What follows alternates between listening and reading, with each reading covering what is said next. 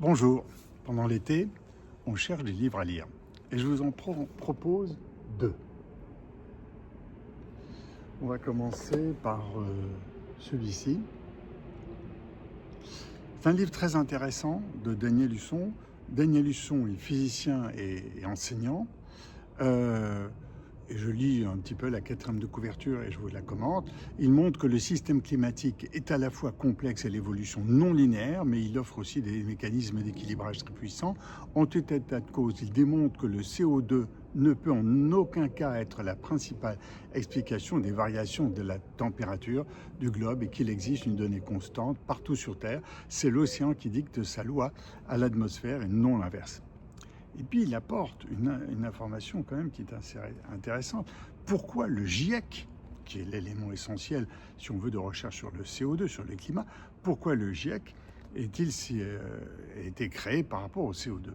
En fait, Margaret Thatcher, 1988, avait besoin de prouver, pour fermer les mines de charbon de son pays, que le CO2 était un danger.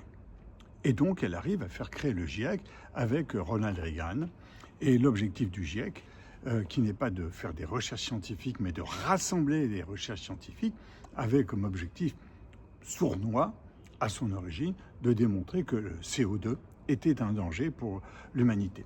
Et c'est intéressant là-dedans, car donc Daniel Husson, par rapport à ce que je viens de dire, montre que oui, il est dangereux, mais ce n'est pas l'élément principal. Et entre autres, dans l'effet de serre, le premier effet de serre qu'il y a, c'est l'eau qui existe. Enfin bref, je vous laisse lire cela.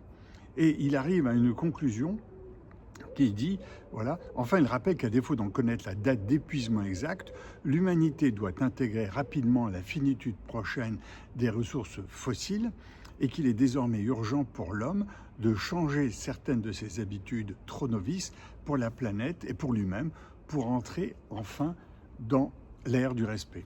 L'ère du respect, c'est ce que j'appelle personnellement la frugalité, c'est-à-dire consommer mieux en consommant moins, et non pas consommer moins en consommant moins, vivre moins bien. Il faut vivre mieux en consommant moins, et c'est ce qui développe là-dessus, et là je l'ai reconnu. Ce livre absolument passionnant, c'est écrit d'une manière très accessible. Le deuxième livre, c'est celui-ci, de David Bavrez. David Bavrez explique comment 2022 a été une rupture très profonde et qu'il y a eu, alors je ne me souviens plus comment il appelle ces 30 années, mais moi j'appelle les 30 insouciantes, en gros 1989, 90 jusqu'à 2020 ou 2022, peu importe. On a vécu des crises en se disant on va revenir au monde d'avant. On va revenir au monde d'avant. D'ailleurs, on disait retrouvons le monde d'après.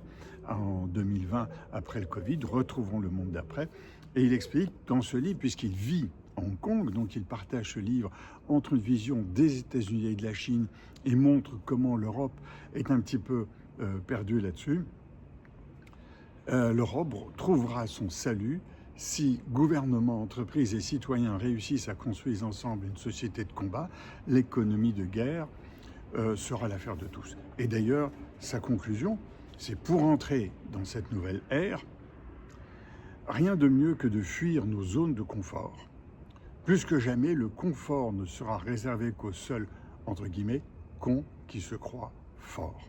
C'est un petit peu l'univers dans lequel on est. Et je voudrais juste reprendre une conférence qui s'est ouverte, je crois, il y a 10 jours, puisqu'on est vers le 7 août, à une session des négociations des Nations Unies sur la pollution plastique. Vous avez dû en entendre parler. Et dit le chapeau de cet article, la pollution plastique devenue un enjeu sanitaire majeur. Le débat se focalise sur la nécessité de réduire la production de plastique ou de s'en tenir à de meilleurs efforts de recyclage. On retrouve tout à fait ce que l'on a dans ce livre-là ou d'une autre manière dans ce livre-là. L'objet de cette conférence, c'est plus produire moins de plastique et savoir à la limite comment on va recycler, alors que l'objet principal, c'est comment produire moins de plastique et par quoi remplacer ce plastique si on veut moins de plastique. Par exemple, les tuyaux d'eau qui étaient en plomb sont remplacés par des tuyaux d'eau en plastique. Si on ne veut pas de plastique, on les remplace par quoi? Il faut être pragmatique.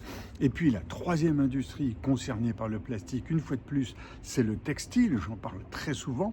Le textile est un polluant majeur, très fort consommateur de plastique. Et oui, très fort consommateur de plastique.